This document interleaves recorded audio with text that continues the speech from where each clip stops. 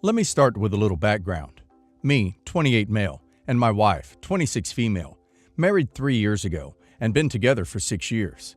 When we met, I was already in my third year of college for a special branch of a very productive industry.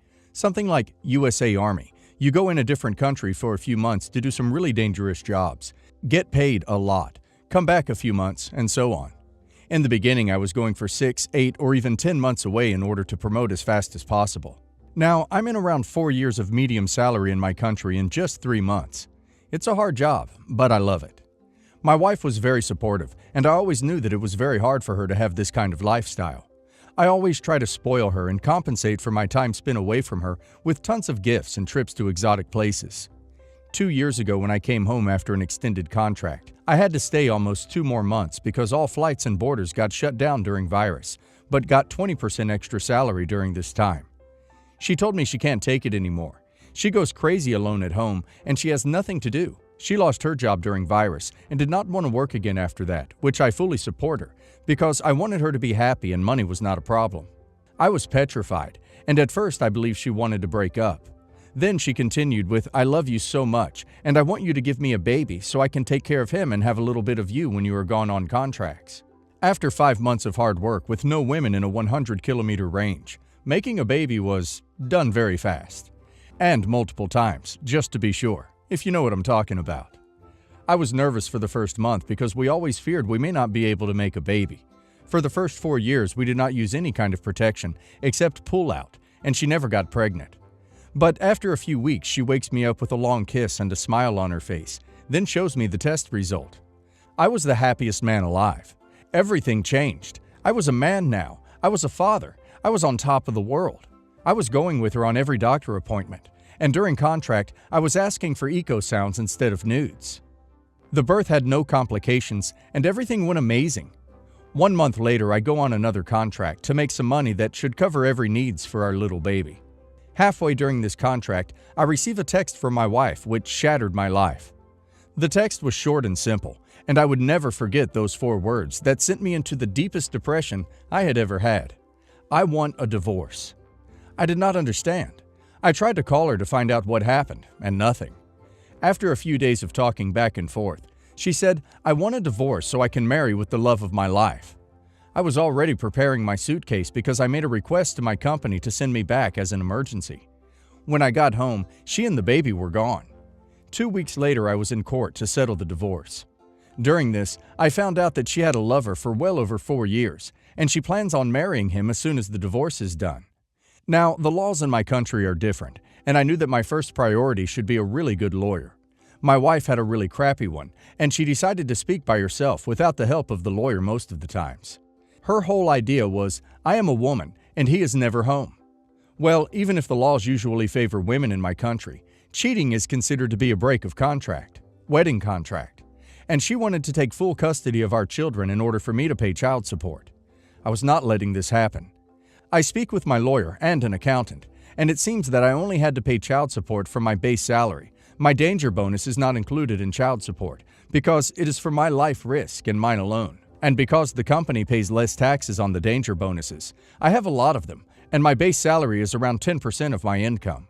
When she found out that she would take almost nothing from child support, and I gave her the option of me taking full custody of the child, with a no-contact rule, and I will never ask her for child support, she agreed in a second. Basically, she agreed to get out of our lives.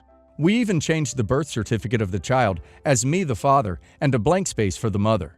She gave up any kind of claim on the baby. During the trial, her lover was asked to come as a witness, and the idiot agreed. He is an AliExpress version of Andrew Tate, an alpha man who treats women like crap, and this seems to turn her on, and has a pretty good income. He has a small company. Less than half my salary. But he is always home, and it's still a lot for our country. Now, during the trial, he said they cheated behind my back for 3 years, and that the baby is his, and she tricked me to make her a baby in order not to find out about her cheating. He said all this just to make me feel horrible, I guess, because this is actually kinda illegal. Something like alienate the love and other law terms my lawyer explained to me. He basically said I knew they were married, but I decided to ruin the marriage. Now, at this point, the child situation was already done, and an agreement was signed. The judge asked my wife if it was true, and she said yes and ordered a DNA test just to confirm. After the DNA test that confirmed what they said, the judge said she will let me cancel the agreement and settle the situation again with my wife, now that the child is not biologically mine. I said, "No, Your Honor. This child is mine, and I want to keep him." The judge was stunned for a minute, but then she said, "Well, if the agreement is a valid contract, and since you don't want to void it, then Mr. L, you are a father, and no one can take that child away from you. In my country, it doesn't matter who's the biological parent. It matters who is the parent in the documents. And since he knew he is the father since the beginning and did not come to the hospital to declare it, he automatically canceled all his parental claims." Sounds stupid, but it makes sense in order to protect the idea of a family. And if a man recognizes a fatherless child at the hospital, he should not fear that the biological father will come back in order to protect the value of family and encourage people to do a good thing and start a family and things like that. Now, the divorce was over, I got my baby, and my wife was out of my life. First thing I did was hire 3 babysitters to work 8 hours a day, so my child has 24/7 someone to stay with him, and I have time to prepare my revenge. I started 2 separate companies with the help of an online assistant from India. You can hire them kinda cheap, and they do whatever you need online. This guy made 2 super professional companies, one in industrial credits, give money to businesses for a low rate that banks, and the second was a copycat of my ex-company, but this one was in the same city as his. Both were made just for one client, my ex-wife's lover. My assistant started sending tons of ads to my credit company to him, emails targeted Google, Facebook ads, etc. I was sure that he knows that if he needs money, this is the place he can take a lot with low rates. Next, I made a lot of advertisements on the second company, but the company had only the machines in the rented space and only one worker, the cleaning lady. Every time someone called for the company's services, they got immediately declined because we were overbooked. My ex's lover, let's call him D, was one of them. Multiple times actually, and he goes mad every time he got rejected because he sees how big the competition is. Now it was time to give him the bait, because my company had some problems in the main country. I don't even know in which country this company was registered. They changed the management and wanted to make some fast profit. So the regional manager wanted to sell some of the equipments. When he heard this, he started calling and sending emails to buy them out. The response was something like, "We are an international company. We can't sell the brand, but we can sell some equipment." It was illegal for me to sell the company without showing him the account data, which was empty, but equipment I could sell just with a simple contract. He wanted the competition out of his city and did not need the equipment. So, the manager gave him a deal. If you buy our equipment for, let's say, 3 times the price, we can say in the contract that we will not make business again in this city. In just 2 hours, I received calls and emails on my first company for a credit for that equipment and blah blah. I knew he was out of money because he spent a lot on his future wedding with my ex-wife. I've sent him a contract. Based on our evaluation, the equipment is not worth that money, so he will need to give us a guarantee, his company, and he is not allowed to sell any equipment or parts of his company until he pays everything back. And if he is behind in payments for 6 months straight, I get all of it. Also in the contract, I stated that the credit company will buy that equipment directly. Basically, I just give myself my money. And I made sure every single word of the contract is legal, and is a deal good enough for him to take it. Later that same day, he sent me the signed contract. Now, normally he should be able to pay for everything, even if the clients he hoped he will get from this company leaving are non-existent. He still should be able to pay if he gives me around 80% of his company's income for the next 5 years. Fast forward a bit. On the day of their wedding, I go to give them an envelope. In my country, you give money in envelopes as wedding gifts. He started to laugh at me and tell me to get out because I am not invited and he don't need my money. I smiled and told him to open it. He looked inside and he was expecting to come in court next week. He laughed and asked, "What is this?" And I told him, "See you in court. Enjoy your wedding night." Next week he came. I was suing him for child support. As I said, in my country, if you are aware that you have a child and refuse to go to the hospital to recognize him, you are no longer the father, but you are still forced to pay child support, and is actually an increased rate because you tried to dodge responsibility, like running from a car accident scene. He did not want to pay, so he tried to say that he wants the child, or co-custody, that he is the biological and blood, and blah blah. This made me happy, because I wanted to drag the trial as much as possible to drain him of all his money. But I couldn't after the judge saw all his declarations during the divorce trial. She ended the trial really fast and forced him to pay me 40% of his and his company income since the child was born until he will finish college or I get married. And guess who did not manage to pay? And guess who is the new owner of his company? Now, I don't work anymore. I just run his company and spend almost all of my time with my child. So, let me recap.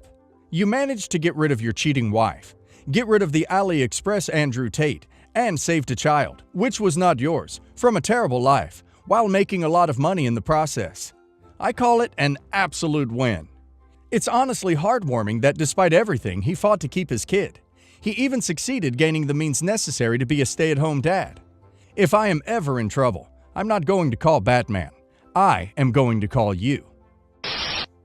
Had a family dinner this past weekend. It included myself, my fiance, my sister, her boyfriend, and our parents. My sister got divorced maybe a year ago and has a boyfriend. I really like him. He's great. And they are so great together. I'm happy that she is finally happy. I've known my fiance for 10 years and have been together for 6 or 7 years. Things are great with us too. At dinner, we were talking about old memories and laughing, generally having a good time all around. We eventually talked about how much dating has changed over the years, and now the majority of people meet online or through an app. I should mention here that my sister met her boyfriend on a dating app. Nothing wrong with that. It is 2019.